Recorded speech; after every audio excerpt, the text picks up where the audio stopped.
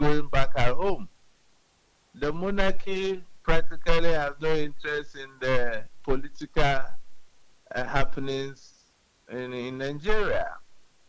I think what Nigerian president need to be doing is working closely with its neighbors within the ECOWAS sub-region. Then we get a strategy from home to combat these insurgents, because it's a cross-border something. Once we are seeing this happening in Maiduguri, if they put subsistence pressure on them, they will go underground and surface in other Sahelian states, like we are having Burkina Faso, Niger, and other places. So we shouldn't have any high hope with the Nigerian president visiting the king. Let's be honest. Who are the challenges in Africa to begin with? Our colonial masters. So let's forget about that nonsense of always seeing superior things coming from the Western world, and let's begin to look at our homegrown solutions to our own challenges. Right. There are other experts who have said that Nigeria and other African countries that there's turmoil belong to bodies, the African Union, ECOWAS, but they do not see them to bite. They do not see them to assist in these times. What can they do? We've had the Association of Sahel States break away and form theirs, those that are using the military junta governance operational system. What can they do? What kind of solutions should they look forward to? The truth of the matter is that if you look at the ECOWAS, the African Union level, our security pacts and by extension, intelligence sharing has really not benefited us, because we are not united. And the same thing we are witnessing at the front of ECOWAS. So that's why as Africans, I feel that we have failed. So until we can unite common voice, any form of arrangement within that space is not going to bite. Just look at what is even happening within the ECOWAS sub-region. Right. Before you go, what would you say as your final words or the takeaways with security issues and insurgency, and also even now with how the West is in turmoil, what can African countries do to be able to have a full grasp of their economies where these young people are being radicalized from, and the entire security, as you mentioned, because they are interconnected due to the borders? So we have to look at how foreign involvements have kind of backfired in our development agenda one. So absolutely, we have to look, see that the risks are very real. First, let's look at the dependency trap. If Nigeria relies on US strikes and troops, it has less incentive to build sovereign capacity. We saw this in the Sahel. You remember the France backing operation ran for years, but left Mali, Burkina Faso, Niger unable to defend themselves. The result was coups and anti-French expulsion. Secondly, the legitimacy risks. If northern Muslim communities perceive U.S. deployment as a Christian crusade, that becomes the ISWAP best recruitment pitch. The other aspect is that the Nigerian junta neighbors, the Niger, Mali, Burkina Faso, may read U.S. troop presence as hostile forward positioning, fracturing the multinational joint task force. That is essential for any durable defeat of the ISWAP. So foreign help, to me, is welcome, but it must serve Nigerian priorities, not Washington political narrative. You see that I felt shy because I didn't want to be propagandist of linking what is happening in Iran to Nigeria. But let's look at three actors and three agendas here. The US want to prevent Nigeria becoming a failed state. And they anchor that on the destabilization of the Gulf of Guinea, a legitimate strategic interest, but complicated by Christian prosecution framing. Israel wants technology market access and diplomatic allies for UN votes on Palestine. So you see the connotation or the links. So low ideological risks, but purely transactional. And Iran wants to cultivate its Shia constituency through the IML, is Islamic sect. All right. And counter US-Israeli influence. So the danger in all three cases is the same. None of this external framing fully captures the insurgency rooted in governance failure, poverty, and ecological collapse around of Chad. So these are the teething problems we need to look at. Absolutely, Mr. Cotton. Thank you. We'll leave it there for now. Thank you so much for your time and highlighting all those teething issues that you believe that African leaders need to look at. Emmanuel Cotton is a security analyst, and we've engaged in his thoughts on the attack in Maiduguri that's led to 23 people dying and over 100 injured as well, with Bola Ahmed Tinubu, the president of Nigeria, vowing tougher action against the miscreants found in the suicide bombing in Nigeria. Let's move to the East Nile, Kenya, where at least 4 people have died and several others were injured after a building collapsed during a controlled demolition in Nairobi. The incident occurred in the Shauri Mayo area, where the structure had been earmarked for removal under the Nairobi River Regeneration Project. Rescue teams, including the Kenyan Army, were deployed to search for people feared trapped beneath the rubble. Witnesses say the demolition turned tragic when the building suddenly gave way while people were still inside. An eyewitness who was at the scene said they had been working on the structure when it collapsed on his friends, leaving some trapped under the debris and prompting desperate calls for help to retrieve those still missing. Authorities say several young men have entered the building moments before the collapse, reportedly to collect scrap metal. And Jennifer Mumbo explained that demolitions were underway when the group went inside, only for the structure to suddenly give way, with them still inside. Officials say at least 2 people have been rescued so far, while the cause of the collapse remains unclear. Building collapses are a recurring problem in Nairobi, often linked to poor construction standards and weak enforcement regulations. A past national audit found that more than half of buildings in the capital were unfit for habitation, raising ongoing concerns about urban safety.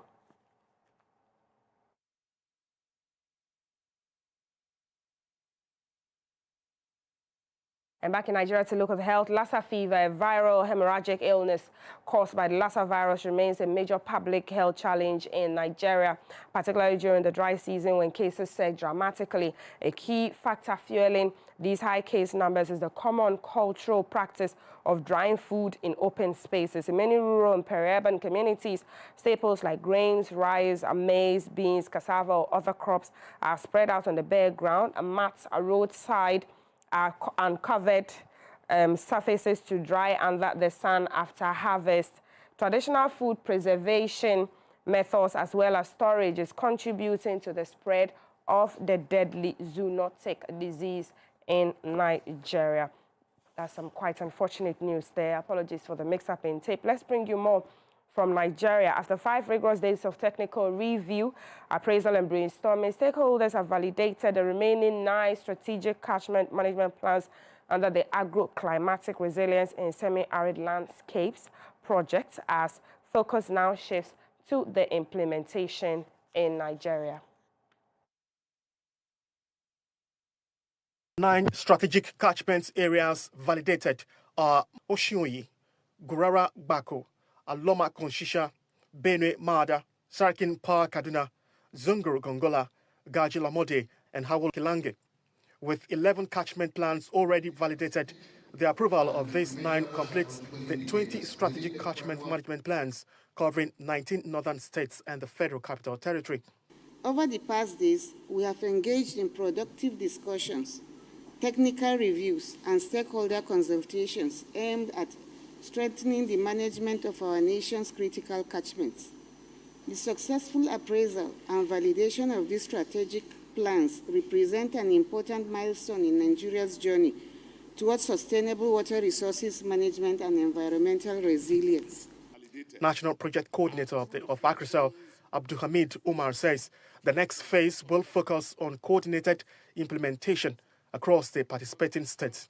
He said this will involve strengthening collaboration among the federal and state governments, development partners, local communities, and technical institutions to ensure effective execution of the plans. The product that has been endorsed so far and the ones that will be endorsed today and further validated are true reflections of what came from bottom top, because the project AgriCell is not an armchair federal project, but it's a project of the people, for the people, to be owned by the people. After presenting these plans, what next? For me, that is the bigger question. I hope that it is in your mind, and I hope that is the question you will keep asking the MPC, the state coordinators, and everybody that has formed part of this assessment. Let's bring you more from the African continent. In Morocco now, the National Agency for the Regulation of Cannabis-Related Activities and the Moroccan Agency for Medicines and Health Products signed a new cooperation protocol aimed at accelerating the procedures for registering products based on legal cannabis, particularly those related to the cosmetics and dietary supplement sectors.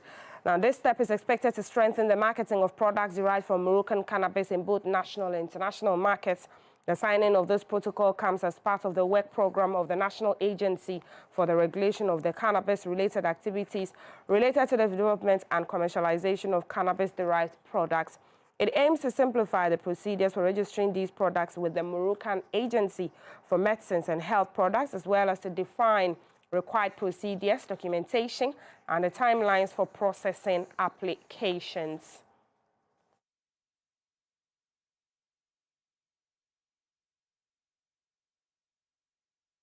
More from North Africa and Morocco. The traditional craftsmanship was awarded the Domifilo International Prize during a ceremony held at the Hassan II Pavilion, part of the Three Cultures of the Mediterranean Foundation in the Spanish city of Seville.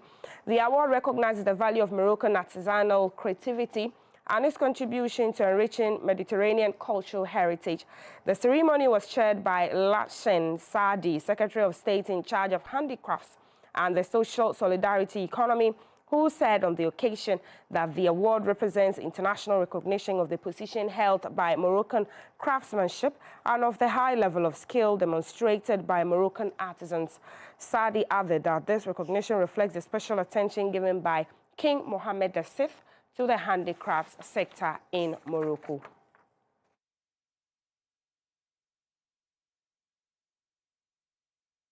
We're staying longer in Morocco because heavy snowfall has blanketed parts of Ifrane and other mountainous regions of that country, causing hazardous road conditions. Now, authorities in Morocco have issued warnings to drivers, urging caution and recommending the use of winter tires and chains where necessary.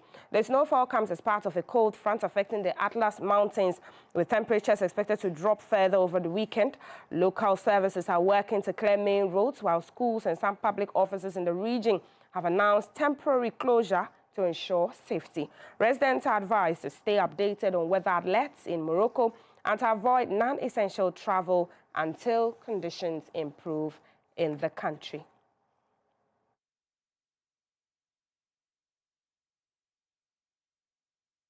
Let's take you back to the West, this time in Ghana. The Standards Authority in Ghana is promoting the use of sustainable and locally available materials in cement production as part of efforts to reduce construction costs. The initiative aims at strengthening Ghana's building standards and improving safety in Ghana's rapidly growing construction sector.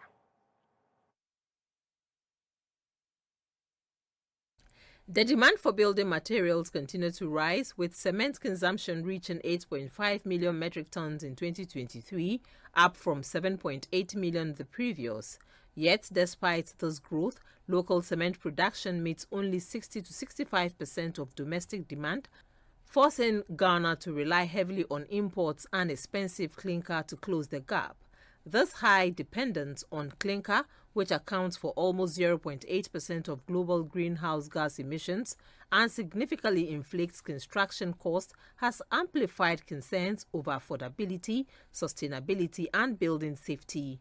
Also, Ghana Statistical Service reports that 65% of construction workers operate in the informal sector, where quality control is often inconsistent and standards are difficult to enforce.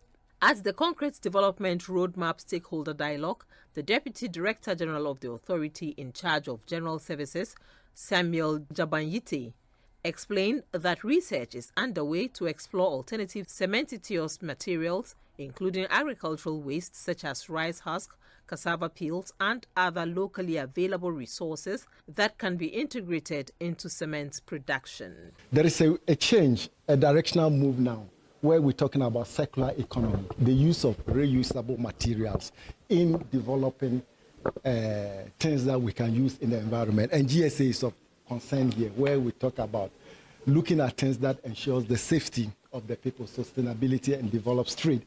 Materials scientist at the German Federal Institute for Materials Research and Testing, Dr. Wolfram Schmidt, noted that Ghana's flexible regulatory environment creates room for innovation, allowing the country to adopt sustainable technologies.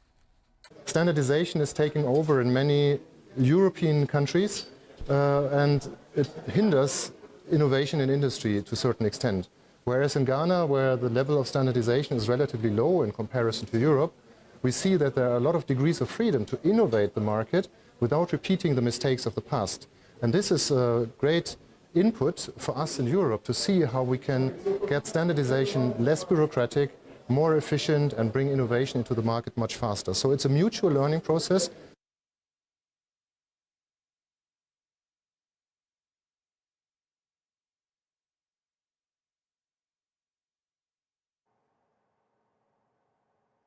And with that story on better environmentally friendly ways of producing cement with local or raw materials, that's how we draw the curtain on today's edition of Within Africa, trotting with you around the African continent. We brought you stories from Nigeria. Unfortunately, 23 people have died, over 100 injured in that suicide bomb attack in Maiduguri in Borno State. We've brought you what the security analyst we spoke to, Emmanuel Cotton, had to say. He said homegrown solutions for African continents and relations with the Western nations must be looked at again. Security, intelligence, he did say, must be guarded well across the African continent because of the inter-border relations as well. We brought you other stories from Nigeria looking at Lassa fever in the health department there, and Morocco as well, the winter and warnings about the heavy snowfall. Also, craftsmen and how they are awarded in Morocco. In Kenya, we brought you other stories. You can watch the show again on Ghana Broadcasting Corporation. We stream there on our website, gbcghanaonline.com. I am Altiti Saida Sadek. We'll see you on Friday at 4:05 p.m. Have a good evening.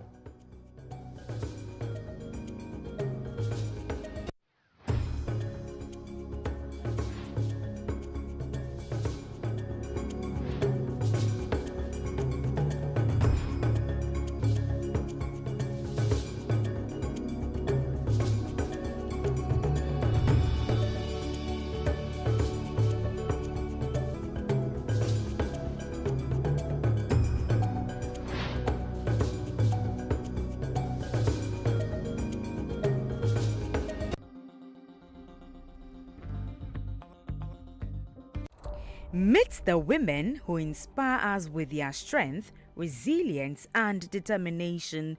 Women's Voice celebrates the unsung heroines, sharing stories of emotional, intellectual, and mental fortitude. Join us as we amplify the voices of women who shape society with power, grace, wisdom, and hope, empowering girls and women alike. We are live every Monday at 4 p.m. on GBC News, Wednesdays live at 4 p.m. on GBC News, and a repeat on Saturday at 4 p.m. on GBC News, and Sundays at 3 p.m. on GBC News. Women's Voice, your strength. No one can make you inferior without your consent. In 1965, Ghana chose her own value. From cowries and pounds, the city was born, our pride in our own hands. It flowed through markets, palms, and memories, and became part of daily life. Through every season of change, the city has remained a constant in Ghanaian life. In 2007, we took a bold step, ushering in a new era of confidence and stability.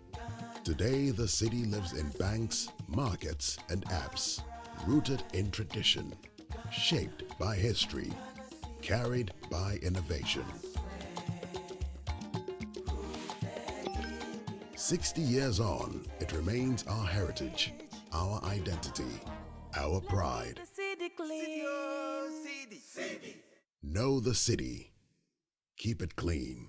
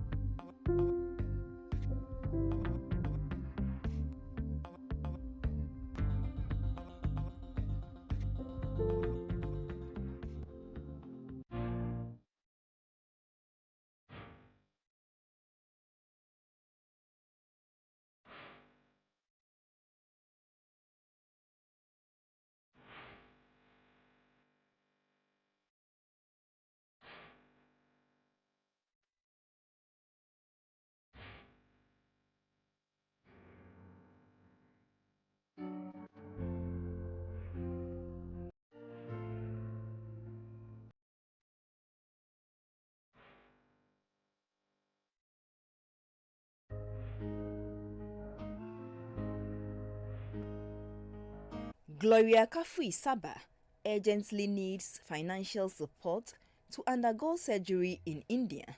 Gloria has been diagnosed with primary lymphedema, a rare chronic condition that causes severe swelling, pain, and mobility challenges.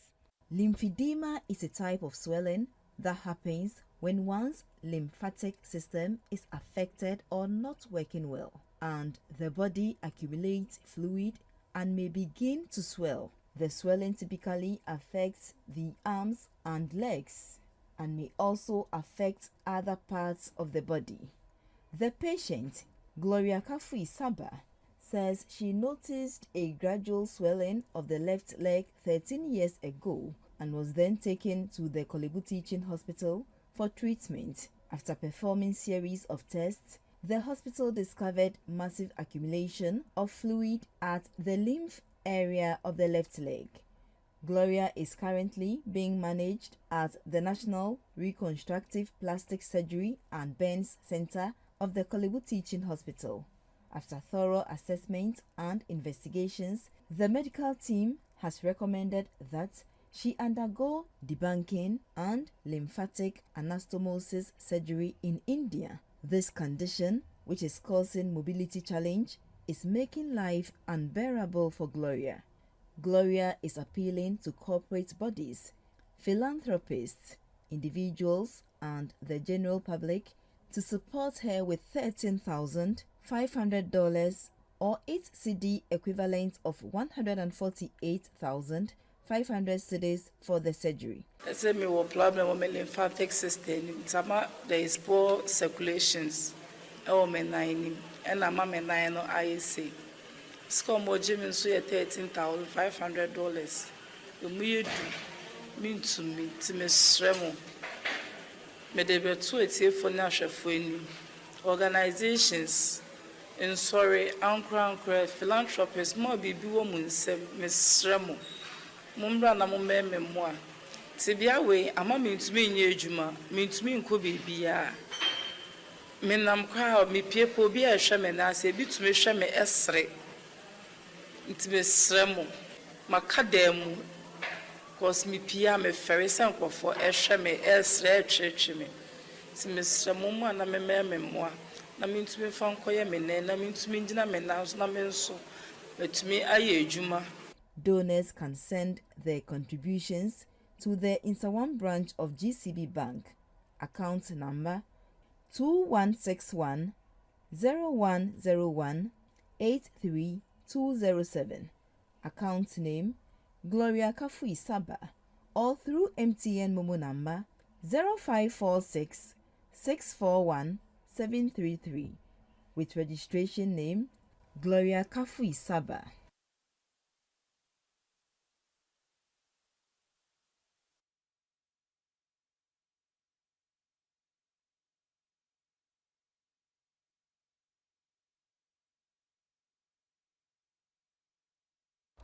Meet the women who inspire us with their strength, resilience, and determination. Women's Voice celebrate the unsung heroines, sharing stories of emotional, intellectual, and mental fortitude. Join us as we amplify the voices of women who shape society with power, grace, wisdom, and hope, empowering girls and women alike. We are live every Monday at 4 p.m. on GBC News, Wednesdays live at 4 p.m. on GBC News, and a repeat on Saturday at 4 p.m. on GBC News, and Sundays at 3 p.m. on GBC News. Women's Voice, your strength. No one can make you inferior without your consent. In 1965, Ghana chose her own value. From cowries and pounds, the city was born. Our pride in our own hands. It flowed through markets, palms, and memories, and became part of daily life. Through every season of change, the city has remained a constant in Ghanaian life. In 2007, we took a bold step, ushering in a new era of confidence and stability. Today, the city lives in banks, markets, and apps, rooted in tradition, shaped by history, carried by innovation.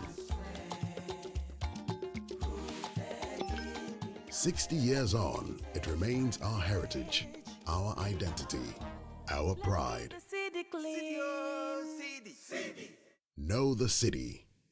Keep it clean.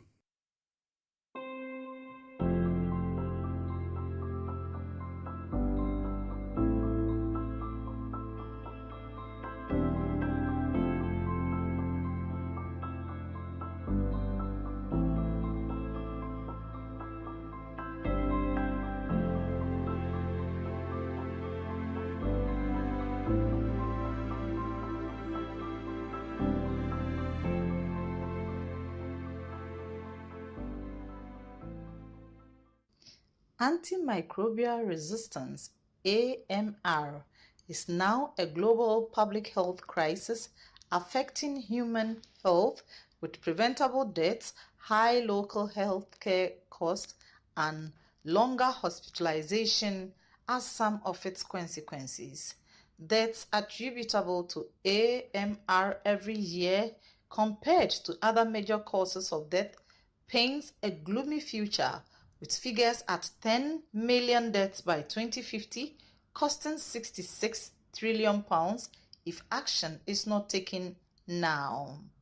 Unfortunately, investment into the production of new antibiotics is not encouraging. Yet, the continuous increase in infection comes with increase in drug resistance to antibiotics. More often, research into AMR is concentrated on health facilities to the neglect of other areas such as the home environment, a situation that affects policymakers at both the local, regional, and national levels, as huge sums of monies are pumped into seeking the well-being of its citizens.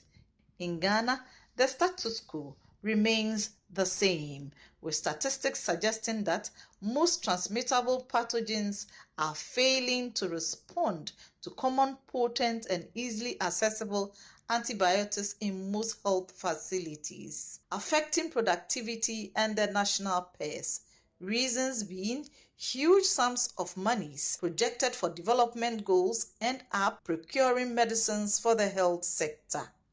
In 2019, University of Ghana's Noguchi Memorial Institute of Medical Research and Lancaster University UK, in partnership with Harthoff Foundation, an environmental and sanitation NGO, came up with the Dust Bunny project, which looked at home cleaning regimes in the country with a specific aim to develop an understanding of the home as a potential source of infection from AMR bacteria carried by dust by exploring hygiene practice across different household environments. Those dust particles that usually we find in our rooms, sometimes you see them like webs collected underneath places that have not been swept. It's a very critical message in that those things that we see as just dust can be killers to us, very destructive. Because there's this thing I learned from the workshop. Realize there's a connection, or if you like, you may call it a web, between the dust, humans, even the meat we eat. So there was this picture of people taking antibiotics, which is supposed to deal with the bacteria as a result of the dust causing it. These people now developing resistance and thereby introducing the same material into the environment, into our water, into our animals. And so in a way, it is circulating among us. Could be in that cycle, and that's why I'm calling it a web. And that shows the complex nature of this. The bigger picture for this project is to reduce bacterial infection in the household environment in order to reduce AMR and also to convey awareness across the country. The project was carried out in some urban and peri-urban communities in the national capital Accra, where approximately 250 households were used.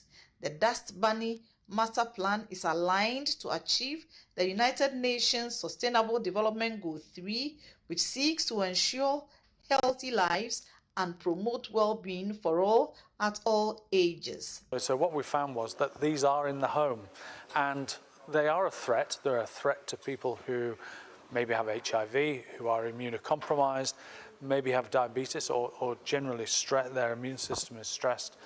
And the bacteria we found the resistances in were not the really bad, what we call pathogens or bad bacteria. They were in bacteria which we class as opportunist. So they're the ones that can make you ill when your stress levels are up or your immune system is compromised. So what we showed is that there is a risk. And by good cleaning and healthy cleaning regimes, you can reduce that risk. Once people think that it is enough or it is okay to just walk into a health facility to go and buy antibiotics, I think the findings of this work has really revealed to them that it is not the best approach for you to prescribe medication for yourselves. The project combined design research with environmental microbiology to address the issue and co-designed sustainable cleaning interventions for various aspects of healthy life and lifestyle. But also we found other things that we didn't expect, like for instance the importance of involving communities in the design of preventive interventions. So it's not just the science that is driving, it's important to work with the communities, with the recipients of the intervention and design with them whatever intervention. Because this helps not only in terms of acceptability, so something that people will take in their homes and they will use as a regime, but also, as we've seen, they will spread the word to the family members, to other households, to the wider community. The October 2023 engagement drew participation from policymakers and collaborators for an Impact Accelerator session. It is themed Making the Dust Fly, creating 1 million+ conversations in Ghana on home cleaning and superbugs. This ends the phase 1 of the project and sets the next in motion. But it's a very, very complex story, of which this is just one component. Cleaning the home, cleaning the surfaces, proper prescription of antibiotics, a healthy lifestyle are all the contributing factors to make antibiotic resistance start to reduce. From the microbiological data analysis, 11 bacterial species were identified, and among them, the 481 isolate collected, 36.6% hosted at least one resistance to the initial panel of antibiotics tested. The hoovers would not spread the bacteria as the brooms dam, where they tend to capture a lot of the dust and other particles. The hoover tends to suck it up inside. But it's still important every so on to clean the surface of the hoover. And also when you empty the hoover, and what I'm also doing at my home is do it outside, not inside the home, because the moment you open it, you may spread some of the collected dust or particles. School pupils are said to be the change makers, and so their facilitators were well represented. So we are to create the awareness that once you are cleaning, materials that you are using to clean should be specific to a particular object. Cleaning materials such as brooms also should be room specific. If they are meant for the bathrooms, they cannot be transferred to the kitchens and the rest. When we do this, the spread of diseases are also being controlled. Now, it's basically about bacteria. The treatment of these bacteria has to do with antibiotics. These bacteria are now growing resistance to the antibiotics.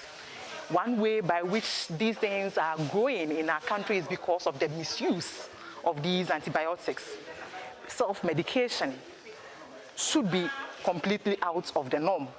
Now, in order to ensure that humans are safe in our country here, by eradicating the spread of diseases through bacterial infection, we have to do the right cleaning. Dust Bunny project is to sensitize the population as to how to do the right cleaning. Our children are going to be the agents to be used. So we are going back right to the schools, sensitize, create the awareness in these children that once we do it in our homes, we are saving the nation. And this project is here to help us solving the crisis that we find ourselves in. When I get home, I would like to speak to my family about, especially where we use mops or brooms that we use in our rooms wouldn't be used in the washroom or used out there. Because I've learned that this is what causes it, and that it will introduce a whole lot of mess even in our lives. UK's Arts and Humanities Research Council sponsored the project. With this baseline information gathered, what next? We've still got more data to analyse, because we're going to look at the difference between before the cleaning regime changed and after the cleaning regime changed. So what we have is the kind of baseline data now, so we can make that comparison, which we're doing at the moment. Experts say stronger implementation of evidence-based strategies will improve the health of households, reduce healthcare spending on cold and associated symptoms such as cough, catarrh, and headaches, among others. Even in the Bible, God encouraged us to be very decent, to be very clean, as he instructed the children of Israel in that even when they go to toilets, they should wash their hands. So as people, if we want to live long and reduce the medical burden that we have on ourselves and on our economy, it is important that we pick up the issue of hygiene, sanitation, and cleanliness as second to none, as people who wanted to improve our livelihood. They say the surest way of reducing risk of AMR and saving policymakers from making economic losses and keeping a productive workforce is improving upon local practices such as cleaning and sweeping within the household, as well as other environmental factors. The Dust Bunny project, carried out over a 2-year period, looked at developing home cleaning interventions through community engagement to reduce infections and antimicrobial resistance AMR in Ghanaian homes.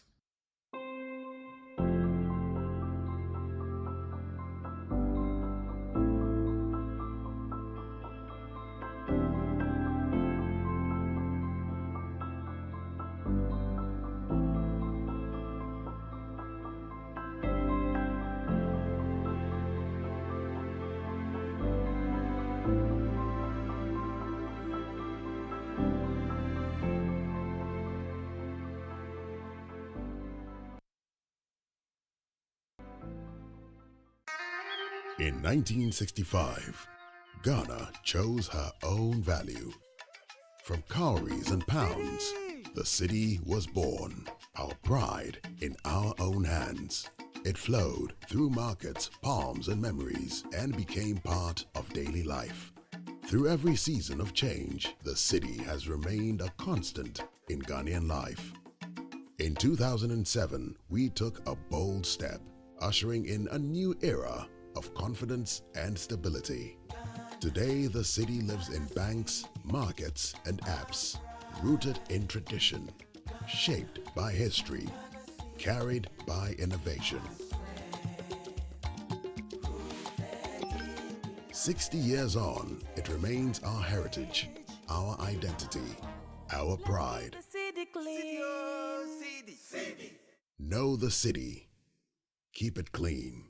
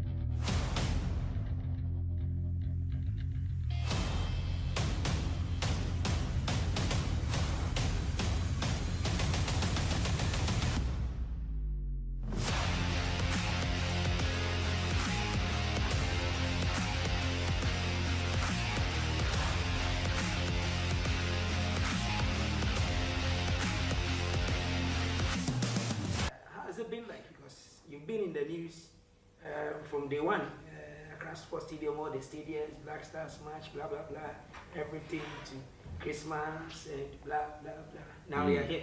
Just a reflection, summing it up. How's the office been like so far? Yeah, thanks very much. You've been busy. That's why you've not had time to come and sit down for us to have a conversation, though. But we've been crossing paths at so many different, events and venues, and I also want to use this opportunity to say kudos for the great work you're doing. I don't know how you get the stamina to be, in one day you'll be at 3 or 4 events, and I admire your work ethic, obviously, and the way you give positively, what we're doing, and also keeping us in check is very important. So yeah, I equal to you as well. Yes, it's been almost a year, and you're right, it's been quite hectic because there's always fly away power. You have to edit. There is always something. There's always something to be done, and thankfully we've been able to do it. Over the period, and I think everybody deserves praise and commendation. The media, you've done a great job as well. From people on the ground.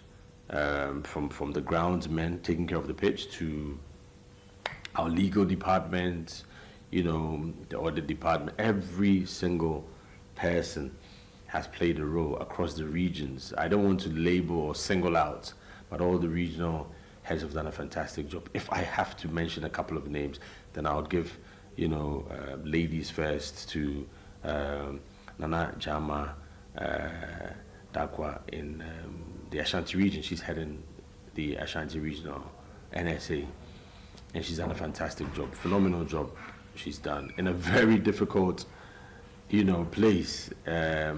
She's also managed to stabilize it. If you look at the pitch, Papa Yara, when we first came around March, or get into, it was not in a good state, but she's also been able to handle it very well with the support of stakeholders, and that's been key, making sure everybody gets on board to support. So whether it's fire service or Ghana Police Service or immigration or whoever, whatever, GFA, we've all worked together. The Ministry of Sports and Recreation, as I said, the media. It's not been smooth. It's not been a bed of roses. But once we agreed to work together, we've been able to achieve results. And I think over the 10, 11 months so far, it's been pretty successful, challenging but successful. Great. Before we even come to more of NSA, since this opportunity came for you to come and serve, sacrifice and serve, your darling baby, that's beach soccer. We've seen some changes there, here and there. And so we just want to find out from your outfit, sincerely, what is the plan for our beach soccer? It's your baby. Yeah, it's our baby, it's your baby, our baby. I think beach soccer has gone through, the mill, but it's still young. That's the beautiful thing. Beach soccer is still very young in Ghana, and thankfully in May, Ghana will be hosting other countries to the biggest beach soccer tournament, in Africa, and Ghana would be hosting its biggest beach soccer tournament, and we're looking forward to that. Apart from the fact that Ghana is host and our team will be playing, we're opening the door to so many new possibilities in terms of hosting and all the attractions that come with it. Ghana is now very big on tourism.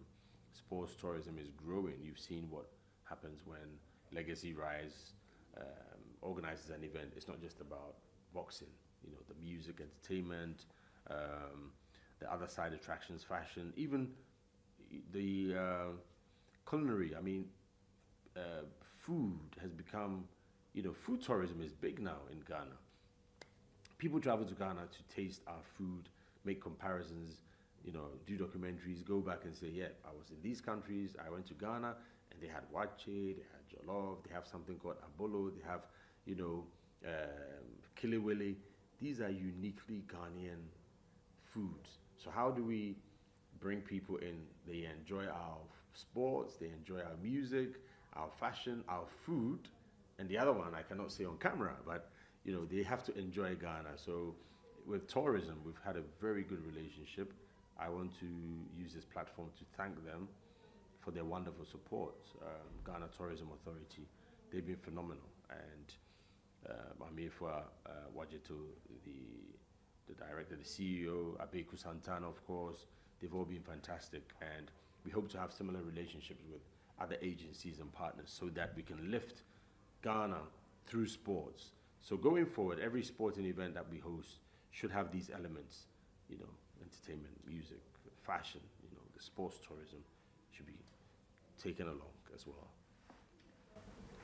With this mandate you've been given, is it that you have to, with your officers, your team members, to raise the profile of sports in this country to a level where it can be an income-generating thing for the government, just like the way we see agri, we see other sectors that people believe that they really drive economy? You're absolutely right. I think you've captured the essence of, at the end of the day, what are we looking for? What if you do all of this? What's the result? And you're right. So if our GDP can capture, okay, this is what was done in 2025, and out of that, 1%, 2%, whatever it is, we can actually measure it. So what do we need to raise it from 5% to 10%? More investment, more specialists, more training, more capacity building so that, for example, when it's December, we don't have, a blockage or a choked transportation system, because everybody wants to converge at almost one place in a short space of time. When you order Uber, Bolt, Yango, whichever one you order, there seems to be a jam because there's so many people. You need to release that.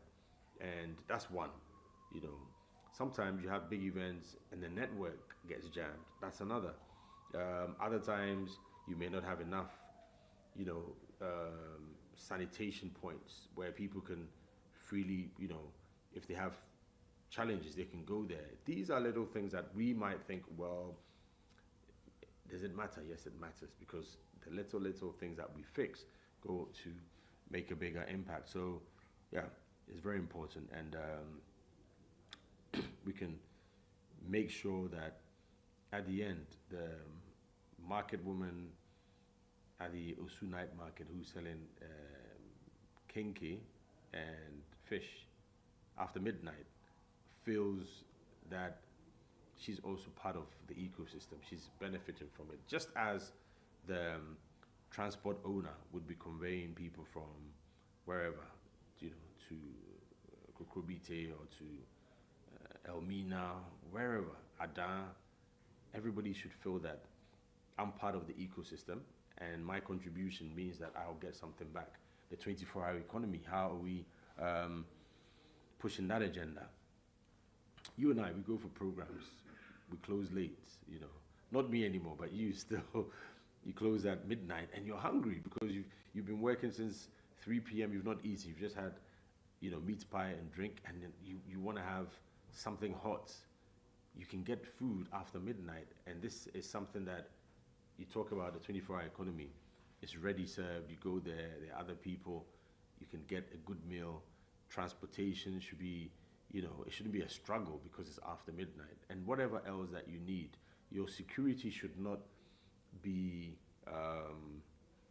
more under threat because it's after midnight. So we should have that mindset that even when it's late, even when it's midnight to daybreak, to dawn, we're safe. As tourists, as local tourists, as indigenous tourists, as foreigners, that mindset that I'm safe in Ghana 24/7 is something that we need to drive. And using sports, we can definitely do that. Let's come back to the institution. Under you are so many sports federations. How's the relationship been like since you took over 40 plus, if I may count, on 50 plus sporting federations, different individuals leading them? How's the relationship been like? So I was just recently engaging the technical team, and they were giving me an update. We're looking at 52 federations and associations. Yeah, the overwhelming majority of them are, they've been given a temporary license to operate, if I want to put it that way, subject to them providing evidence that they are operating and they've met certain criteria. You don't want to discourage the federations and associations, but you also need to encourage them to do the right thing so that they're fully fledged, and then that would mean they're entitled to what they feel is due them. But if you're not compliant, you cannot say that, oh, this is my association and I deserve X amount every year because I'm a federation or association. No, you need to justify that. You need to make sure that you convince the National Sports Authority. We can also convince the Sports Ministry, the Minister, and now the larger ecosystem. The Sports Fund has arrived. We're very happy and delighted, but we shouldn't get ahead of ourselves in the fact that we need to do a lot of work, a lot of education, a lot of engagement to get more people on board to understand that there's no such thing as this is too small. Every little helps, Kitwebi Inswa. That's what we need to understand, whether it's 10 million Ghana cedis, 1 million Ghana cedis, 100,000 Ghana cedis. If it has to be in the fund, it should be there, and then we can build that fund. And then we say, okay, this is my sports. Tell us, why should we give you 500,000 Ghana cedis? And then you can justify, this is what I've done over the past 2 years or 5 years or the last 12 months with my own resources. We use ABCD. So we're asking the sports fund to give us triple this amount, and this is what we can do. And once you're able to justify and you convince, the board and the review, committee, that there will be a lot of processes, not cumbersome, but necessary processes to ensure that when monies are released to associations and federations, they're well used and utilized, and they, you can come back for more. And that cycle, the sustenance, monitoring and evaluation is very important in all of this. So we're in the right direction. I think the Minister, Honorable Kofi Adams, needs tons of commendation for pushing. When he first came, he really pushed hard. It was very consistent, very aggressive, robust, and managed to get the bill passed. And for that, he should be given a lot of credit. Now there's more work to be done. Once it's been passed, once the baby has been delivered, you have to make sure you feed it well so that it grows well and becomes a good toddler and a good child. So it's a long journey, but at least we've started and we've gone past certain obstacles that were preventing the fund from being actualized, from being a reality. So when would the federations really see the NSA pushing them to really step it? Is it that the NSA has a plan to engage all of them and teach them the ins and outs of how to assess this fund?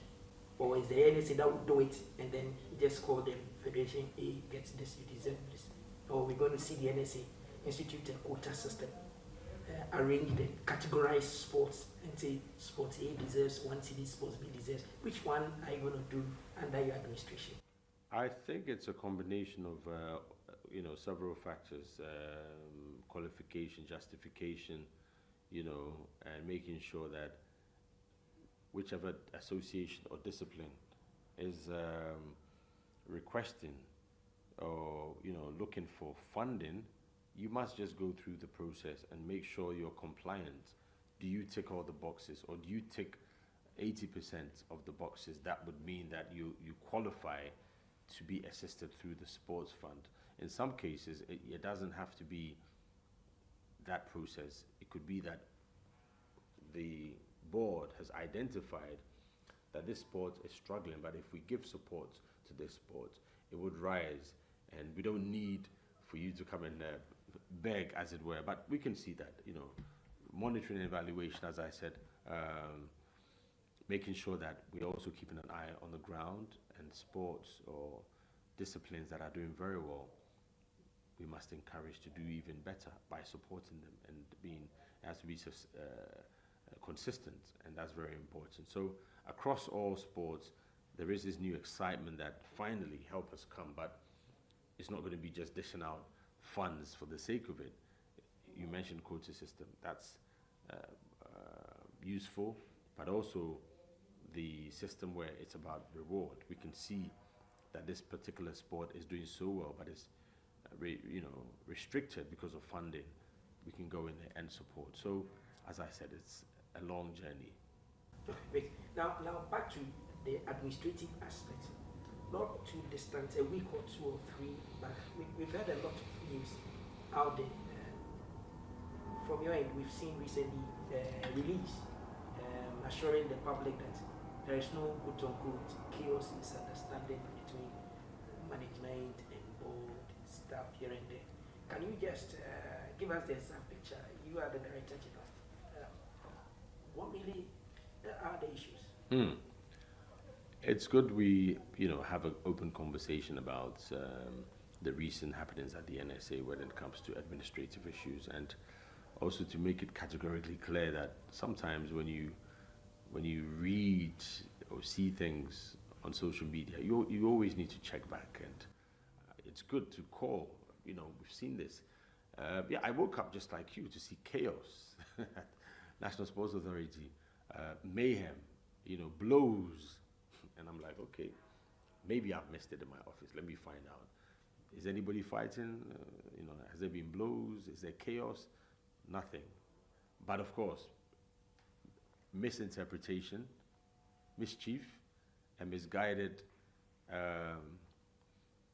irresponsible journalism can, because social media, the platform is there, so if you're not careful, anything you put there, people would consume without really looking at the implications. They'll share, they'll comment, and before they realize, oh, it wasn't like this, let's go back to the beginning. And that's where we find ourselves. I think when the issue of there was chaos at the NSA, we kind of dismissed it because we're assuming that everybody's sane and normal, and they would realize there is no chaos. But the same platform kept on this tangent. And I think a week after, if you go and check, this same platform is still repeating, those narratives. So that's for you to judge. If I want to step out of my role as Director General, then perhaps I will be a bit more fierce and critical in my response to what I perceive as mischievous journalism. Having come from a background of journalism, I'm still a journalist, but obviously in a different capacity now. I think you are also in a good place to ask these questions of why would people put this up? But then let's face the reality. What has happened? What has happened is that when my administration, when we came in March 2025, but I need to state it again, the NSA was literally on its knees, the National Sports Authority. Coffers were literally at zero. The infrastructure challenges, was near crisis point, to the extent that a quarter of the stadium, upon advice from engineers, they told us that the structural integrity of that portion of the stadium, the Popular Stand towards the Independence Square, the structure, the infrastructure had been compromised, and therefore advised it shouldn't be populated. That's just one. Floodlights not being at the right capacity for an international FIFA accredited match, which Ghana was on the verge of hosting. Sanitation issues, washrooms being choked, underground pathways being choked, ventilation, lack of air conditioners, and the list goes on. But what we did when we came was that let's not put all this out there and cry. Let's attack what we can immediately. And of course, notification of the right quarters. And we reached out to the Chief of Staff and gave him a report to the ministry, and they also sent in an action team to support what we had on the ground. A lot of work had to be done before Ghana's first game against Chad, and it was a very short space of time. Between January and March, there was a vacuum. So a lot of things had not been done, and the stadium was in a terrible state. But the fear and possibility of the Accra Sports Stadium being banned, red listed, was there, it was real. It wasn't, it was imminent. So we had to take action, we had to take decisions, and we decided to bring in people who were ready to quickly help to support the staff on the ground who perhaps may not have had the necessary or requisite knowledge of these things. And security was paramount, so we had to quickly stabilize the security situation. And through consultations with the Ghana Police Service, in particular, the main man, the IGP, National Security, we share a wall with them. They're next door, so they see everything that happens here.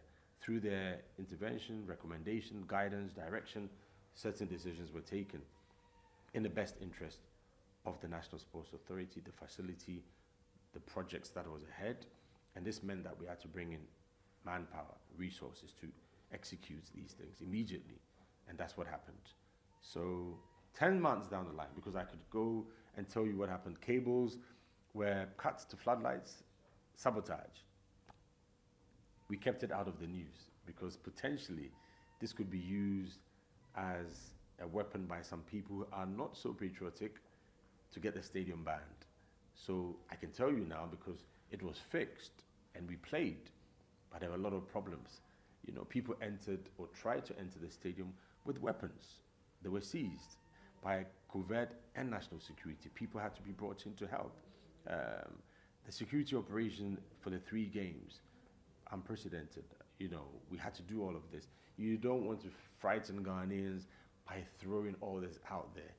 That would be very irresponsible. So seized knives, seized sidearms, weapons, and what have you, all there, kept quiet.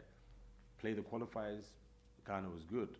The pitch, from being 60% playable, I think by the end of the year, we had about a 95% pitch, which was lush green, and I'm sure you've seen the images. We had programs here that are back-to-back, would have been impossible years back. You know, 3 massive church programs. Jerry Eze, internationally acclaimed. Alpha Hour did their 2 days to end the year. The biggest performers in Ghana, I can name a few, 3, maybe Stonebwoy, Shatawale, Sarkodie, they all, you know, performed here. It wouldn't have been possible if we hadn't had those interventions. So that's what happened. But then those people who helped make sure this happens, because there was no board at the time to process, I had to take a gamble.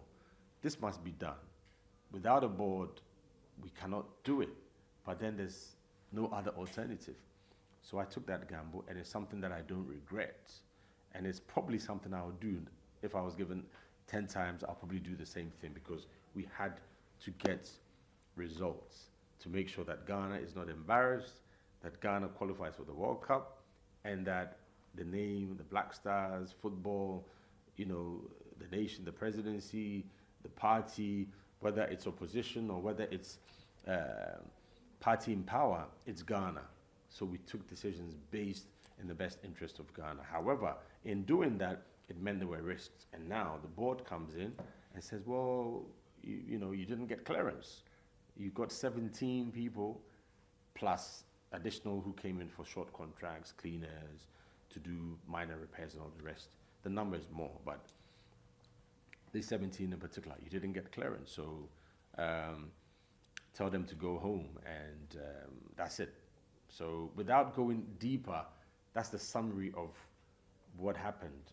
So now these people who have helped, who call themselves, or who indeed are patriots, if I don't want to make it political, at least they are patriots, because they were not being paid salaries, and they contributed and helped us to get what we wanted to get. They couldn't come to the acceptance that they were being thrown under the bus, being abandoned, or they've been betrayed. And then I had to take the difficult decision of staying the board's decision for a while in order to engage these individuals whom I have a lot of respect for, not just because of who they are, but the recommendations, where they were coming from.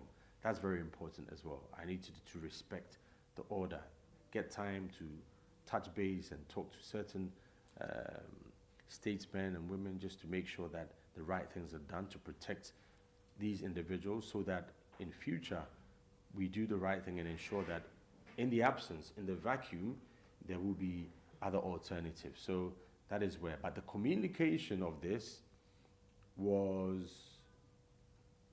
not properly done. There was misinformation, and that's why I told you about the mischief. And that caused a lot of problems, because it was put out there that these individuals had been, as it were, sacked by the board. And because social media is so quick, fast, literally immediate, the impact was straight, and the reaction was not good. So there was a pushback. There were, unfortunate back and forth, especially in the media space, and some individuals, took advantage of that to create what was not an issue and made it into a whole issue. But thankfully now we have stability, there's calm. We've met the individuals concerned and their wider constituencies, not necessarily political constituencies, but some of them are coming from a wider professional background, and it means that what affects them also affects a bigger base, and they wanted to also respond and have their say. So we've spoken to everybody to calm them down and assure them that we will protect them, and also as a sign of respect, to encourage people to work for their country, to sacrifice, to contribute, and not to be afraid to stand up when you're called. And even sometimes when you're not called, stand up and be counted and volunteer. And, at the right time, you will get what you deserve. We've got to be careful to do the right thing. Yes, we've also got to be careful that we don't discourage people from contributing to the development and growth of their country in any field, department, or way that they feel. So that's where we are now. And I'm confident that we'll have a peaceful and long-lasting solution to this issue. Thank you very much, Dr. Thank you.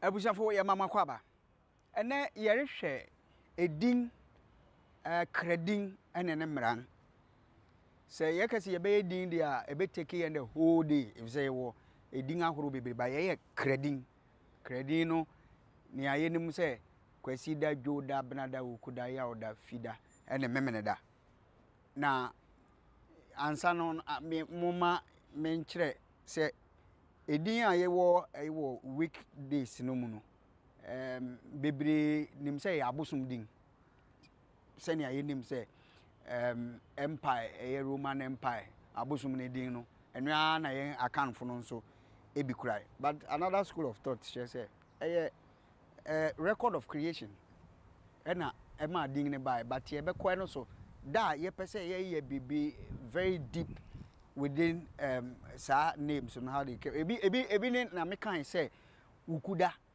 ye de makwa ma me fe no wo say no so wo hwe ukuda ye 4th day da na wo ball rim skies no ne man enti ye literally mean sky group day sa na akan fo no kasa no akan fo no pese wo kire bibia wo de din na kire ase se wo kase kwawu aduamoa edu kan na wa amoa o kan bibi about na wo so odua de wo nye wo so ye dua be ye tena he be e no wo tena wo na ye wo so edu kan a wa amoa aduamoa nti einum nyina de history ba nti in the case of ukuda say ye bibi wo say ewim kuda sky group day ena ama days ni bebre ebi say abusum din but ebi so kire say representation of creation in a language form na yenhwe dwo kwasida nti yan akanfo no ene we enya akanfo nkranfo wo efe fo wo other related fantefo de ne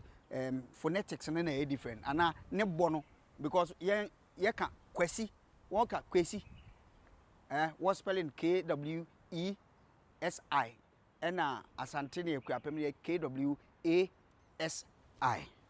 kwasi ene kwasi nti osabere ma kwesi ata nti wote se mekan sa nti ye mekan kwesi ti kwesi da so wo obi na o ye obere ma yeso ye kwesi nti abusuafo se wo obi kwesi da o ye obere ma wo friend kwesi na ne mra ne bodua nti kwesi bodua o ye obi a akosua yese dampo akosua dampo wo obi dwoda kwadwo na ne mra ne ye okoto na hana mere stress se wo obi a umpa de bisa na wo ye se obenya bibia wo book ma no ebe ha okakra because spellings no ɛyɛ pɛpɛɛpɛ nanso ne accent na wo de bɛka no sɛ wammisa a wobɛka no different sɛ oka o te o betuma ka no okoto but the word is okoto kwadwo okoto na adwoa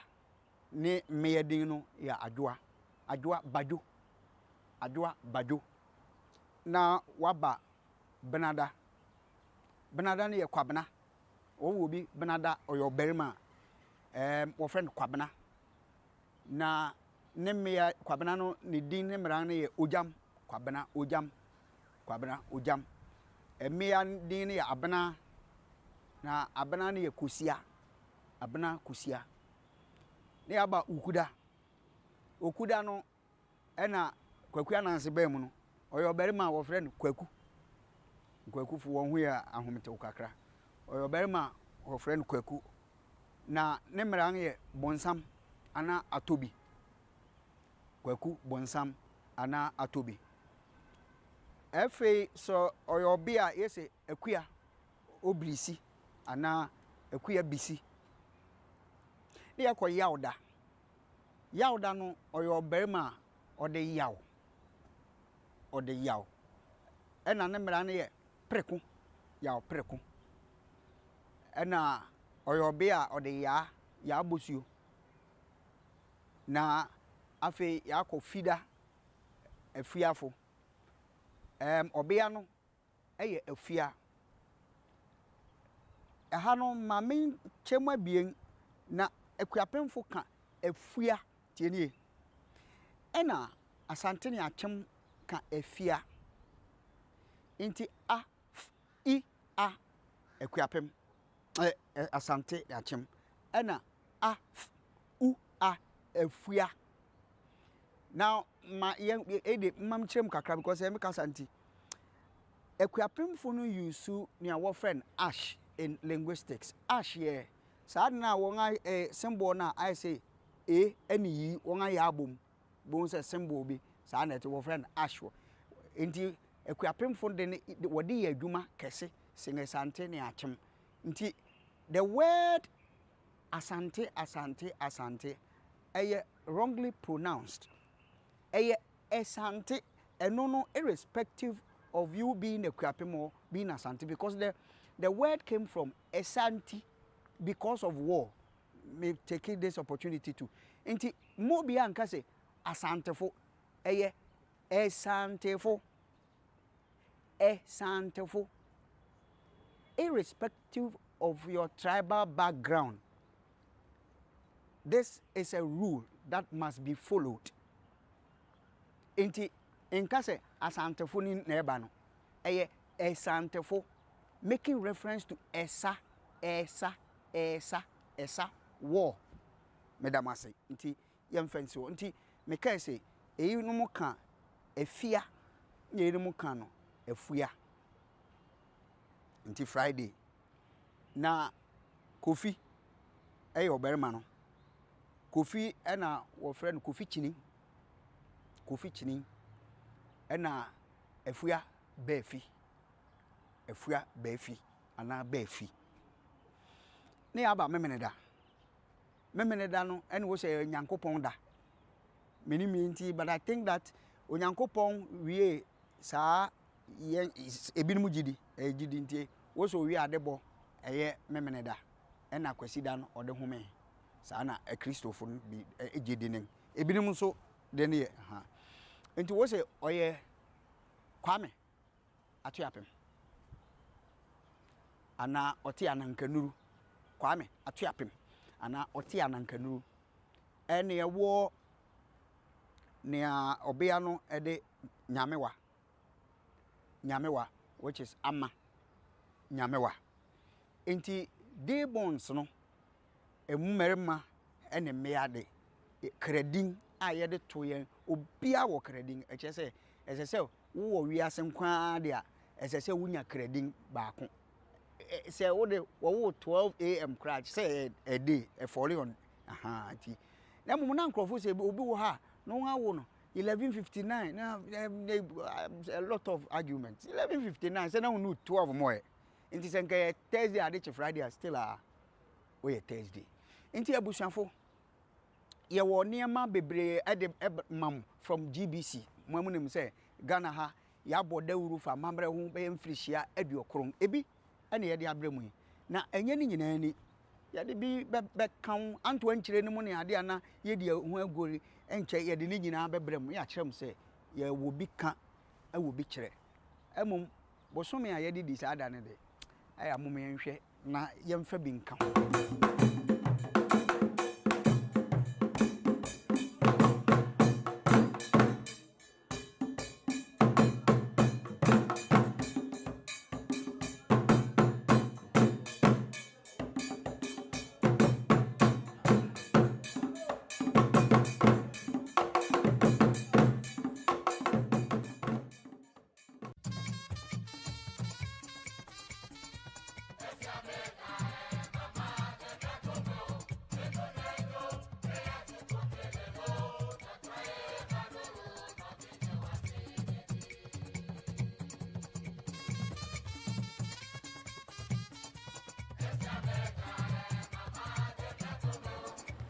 Residents of the Guan districts, most especially from the Central Kofi, Akpafu, Likpe, and Lolobi area, the South communities are calling on the government to come to their aid. They complain of realistic development that they are lacking within their vicinities.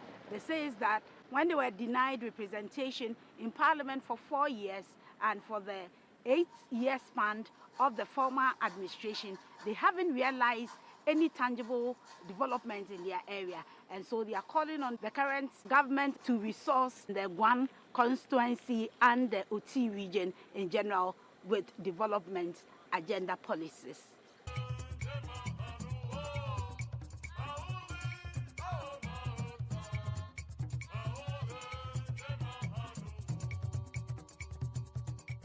The OT region was once part of the Volta region, which has Ho as its regional capital. The OT region is one of the 6 newly created regions. However, the move to separate the OT region from the Volta region was characterized by some misconceptions.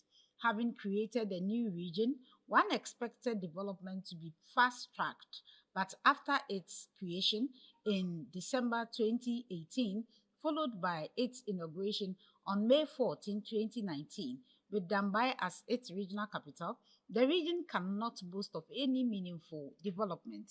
The Guan district is located in the OT region, with Likpe Mate as the district capital. The Guan district was once part of the Hohoi District Assembly of the Volta region. Due to lack of representation in Parliament after the 2020 general election, the newly created district, which include Central Kofi, Akpafu, Likpe, and Lolobi, affectionately referred to as the South communities, have not witnessed any meaningful development in the area. Guan has been denied the right of representation in the parliament. I am of the view that it's only the President, His Excellency John Dramani Mahama, can only deliver his promises that he gave to Guan district. He promised our roads will be connected to the district capital, which during this recent Big Push program, Guan has been featured in it. And so we are only praying that when the rain subsides a little, the program of road network will be fixed. We also still have administrative challenge, which the Assembly is also trying to work at. As I said, we don't have any accommodation. We have to rent some buildings or rooms for people to work, which doesn't